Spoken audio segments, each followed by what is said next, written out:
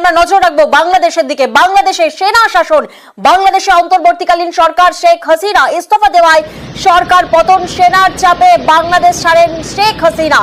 বাংলাদেশ ছেড়ে সেফ হাউসের উদ্দেশ্যে রওনা দেন শেখ হাসিনার সঙ্গে তার বোন শেখ রেহানাও রয়েছেন। এবং যে ছবি আপনাদেরকে দেখাচ্ছি, মূর্তি ভাঙা হয়, হাতুড়ি দিয়ে মূর্তি ভাঙা হয় মুজিবুর রহমানের। আমরা জানি যে বিগত বেশ কিছুদিন ধরে উত্তপ্ত হয়ে পড়ে বাংলাদেশ, এবং এই মুহূর্তে বাংলাদেশ ছেড়ে ভারতে শেখ হাসিনা প্রধানমন্ত্রীর পদে ইস্তফা দিয়ে দেশ ছাড়েন শেখ হাসিনা। অসহযোগ আন্দোলনের জেরে রবিবার থেকেই আমরা জানি অগ্নিগর্ভ ছিল বাংলাদেশ, দফায় দফায় সংঘর্ষ হয়, শতাধিক মানুষের মৃত্যু হয়, এবং আজ সোমবার সকাল থেকে উত্তপ্ত হয় বাংলাদেশ। জনরোষের মুখে রাষ্ট্রপতি ও সেনা প্রধানের সঙ্গে বৈঠক করার পরই প্রধানমন্ত্রী পদ ছাড়েন, পদ থেকে ইস্তফা দেন শেখ হাসিনা। এবং আজ সকাল থেকে বাংলাদেশ কিন্তু একেবারে দফায় দফায় সেই উত্তপ্তের ছবিও সামনে উঠে আসে। এবং অন্যদিকে দেখা যায় যে সেনা হেলিকপ্টারে চেপে দেশ ছাড়েন শেখ হাসিনা। বোনকে নিয়ে দেশ ত্যাগ করেন শেখ হাসিনা, এবং তারপরই গণভবন দখল করেন জনতা, ভাঙা হয় মুজিবুর রহমানের মূর্তি। গণভবনে উল্লাস, এবং দেখুন যে ছবি আপনাদেরকে দেখাচ্ছি, মুজিবুর রহমানের মূর্তি ভাঙা হয়।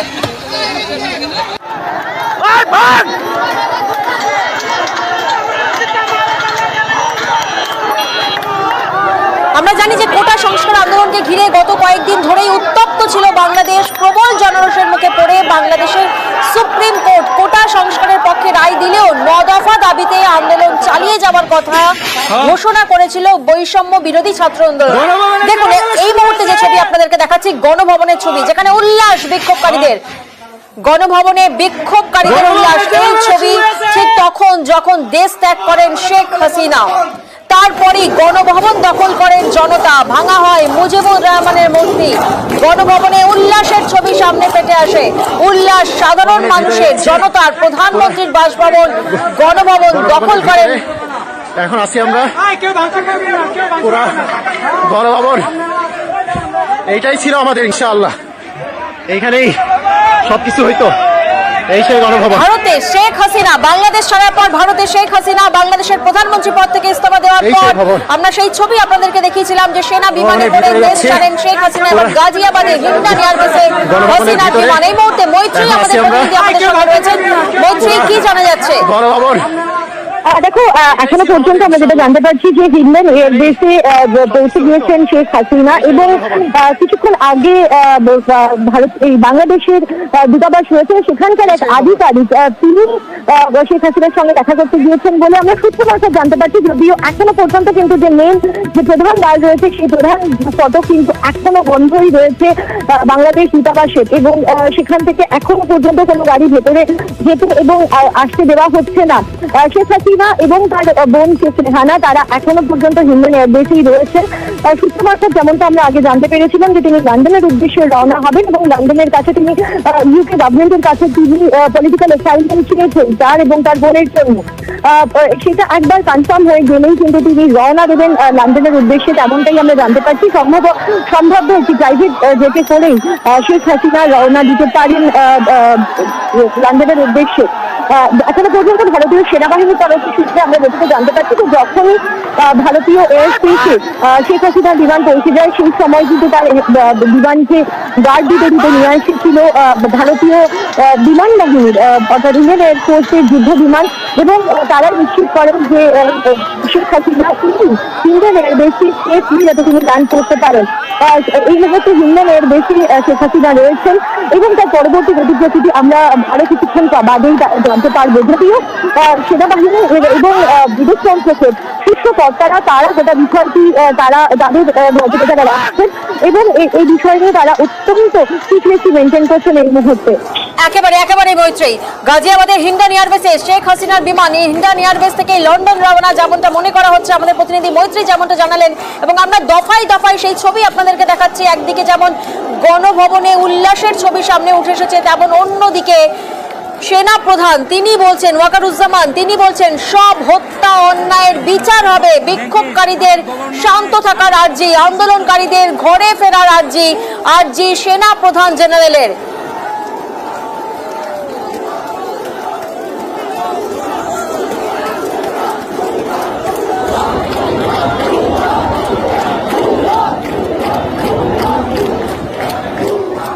যদি জিনিসটা শান্ত হয়ে যায় তাহলে আর কারফিউর কোনো প্রয়োজন নাই, কোনো জরুরি অবস্থার প্রয়োজন নাই, কোনো কারফিউর প্রয়োজন নাই, কোনো গোলাগুলির প্রয়োজন নাই। আমি আদেশ দিয়ে দিয়েছি সেনাবাহিনী কোনো গোলাগুলি করবে না, পুলিশ কোনো গোলাগুলি করবে না। আমি আশা করছি যে আমার এই বক্তব্যের পরে পরিস্থিতি উন্নতি হবে। অসহযোগ আন্দোলনের জেরে রবিবার থেকে অগ্নিগর্ভ ছিল বাংলাদেশ। দফায় দফায় সংঘর্ষ হয়, শতাধিক মানুষের মৃত্যু হয় এবং আজ সোমবার সকাল থেকে উত্তপ্ত বাংলাদেশ এবং সংসদ ভবনের ভিতরেও তাণ্ডব। বাংলাদেশের সংসদ ভবনের ভিতরেও তাণ্ডব, সেই ছবিটা আপনাদেরকে দেখাচ্ছে এই মুহূর্তে। অন্যদিকে বাংলাদেশের স্বরাষ্ট্রমন্ত্রীর বাড়িতেও ভাঙচুর করা হয়, ঢাকায় আওয়ামী লীগের অফিসেও ভাঙচুর করা হয়। বাংলাদেশ জুড়ে অশান্তি, যে ছবি এই মুহূর্তে আপনাদেরকে দেখাচ্ছি, বাংলাদেশ জুড়ে অশান্তি, অগ্নিগর্ভ পরিস্থিতি। ঢাকায় আওয়ামী লীগের অফিসে আগুন, বাংলাদেশের স্বরাষ্ট্রমন্ত্রীর বাড়িতেও ভাঙচুর করা হয়। অন্যদিকে সংসদ ভবনের ভিতরেও তাণ্ডবের ছবি সামনে উঠে আসে।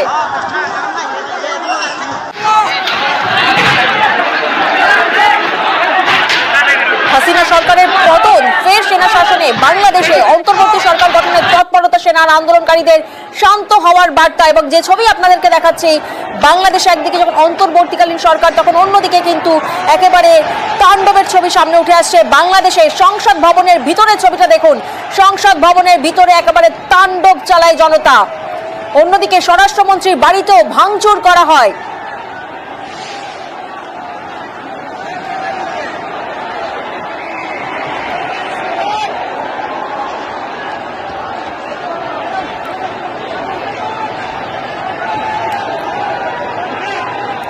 পড়শি দেশের অশান্তিতে সতর্ক ভারত, সীমান্ত পারে কড়া নজরদারি, মোতায়েন বাড়তি সেনা। সীমান্ত পরিদর্শনে যেমন বিএসএফ এর ডিজি, তেমন সতর্ক পশ্চিমবঙ্গ। এই অশান্তিতে সতর্ক ভারত। প্রতিনিধি সেবক এই মুহূর্তে আমাদের সঙ্গে রয়েছেন। সেবক, ঠিক কি পরিস্থিতি তুমি দেখছো? তুমি এই মুহূর্তে মহদীপুরে রয়েছো।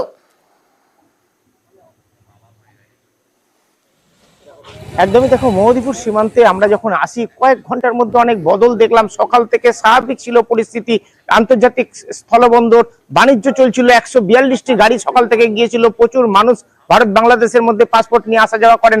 কিন্তু প্রধানমন্ত্রীর ইস্তফার পরেই কিন্তু বদলে যায় চেহারাটা এবং বন্ধ করে দেওয়া হয় কার্যত এই স্থলবন্দর।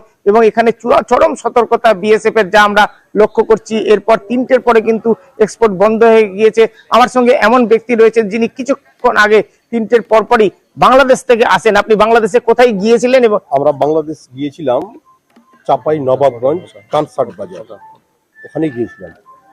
চাপাই নবাবগঞ্জে গিয়েছিলেন, ওখানকার পরিস্থিতি কি দেখলেন? আমরা 1 আগস্ট যখন চাপাই নবাবগঞ্জ কানসার্ট বাজারে যাই, তখন কিন্তু পরিস্থিতি যা দেখলাম যে যখন তখন উত্তেজিত হয়ে উঠছে। আজকের কি পরিস্থিতি দেখলেন? আজকে যখন আমরা বৈকাল 3টার দিকে জানতে পারলাম যে শেখ হাসিনা পদত্যাগপত্র জমা দিয়ে দেশ ছেড়ে চলে গেছেন, সঙ্গে সঙ্গে কিছুক্ষণের মধ্যেই যখন ঘর থেকে বেরিয়ে দেখলাম চতুর্দিকে উল্লাস, উত্তেজনায় মেতে উঠেছে জনগণ সেখানকার। এই পরিস্থিতিটা এখনো দেখলাম যে আওয়ামী লীগ যারা করছিল তাদের উপরে একটা অসন্তোষ একটা দেখতে পেলাম, তারপরেও উল্লাস দেখতে পেলাম। এই ভেবে অনেকজন তো স্বাধীন স্বাধীন বলেও মানে চিৎকার করতে দেখলাম। তারপরে আমি কথা বললাম কি ব্যাপার, যে ওরা বলল যে আমরা একটা সরকারের মানে এক দফা দাবি জানিয়েছিলাম যে তার পদত্যাগপত্র জমার ব্যাপারে, সেটা আমরা পেয়ে গিয়ে আমরা আজ মানে উল্লাসে মত্ত হয়েছে। পুরো বাংলাদেশ জুড়ে এরকম অবস্থা স্যার। আপনি ভারতীয়, আপনি ঘুরতে গিয়েছেন? হ্যাঁ, ঘুরতে গিয়েছিলাম। এখনকার পরিস্থিতি কি? এখনকার পরিস্থিতি যেটা দেখলাম, আনন্দ মিশ্রিত একটা উল্লাস, এরকম ধরনের উত্তেজনামূলক পরিবেশই বিরাজ করছে পুরো বাংলাদেশ। Right sir. আর আমরা চলে আসলাম ঘুরাও হয়ে গেল মোটামুটি করে, আর ওইরকম পরিবেশও ছিল না, যার কারণে আমরা চলে আসলাম। আমরা কথা বলছিলাম বাংলাদেশ ফেরত ভারতীয় নাগরিকের সঙ্গে, কিছু 2 ঘন্টা 2 আগে তিনি শেষ ভারতীয়। একেবারে সেবক, বোঝাই যাচ্ছে। অন্যদিকে আমরা পেট্রাপলের দিকেও নজর রাখবো। পেট্রাপল সীমান্তে বাড়ানো হলো বিএসএফ এর নজরদারি, বাড়তি বিএসএফ জওয়ানদের নিয়ে আসা হচ্ছে পেট্রাপল সীমান্তে। পেট্রাপল 0 পয়েন্টের কাছাকাছি সমস্ত সাধারণ মানুষদের সরিয়ে দেওয়া হচ্ছে বিএসএফ এর পক্ষ থেকে। পেট্রাপলের ছবি এই মুহূর্তে আপনাদেরকে দেখাচ্ছি। পেট্রাপল সীমান্তে বাড়ানো হলো বিএসএফ এর নজরদারি, পেট্রাপল সীমান্ত খোলা হলো, পেট্রাপল বন্দরে যাতায়াত বন্ধ। ভারত বাংলাদেশগামী যাত্রীরা আটকে পড়েন। পেট্রাপলের সীমান্তে কড়া নজরদারি, পেট্রাপল সীমান্তে বাড়ল বিএসএফ এর নজরদারি।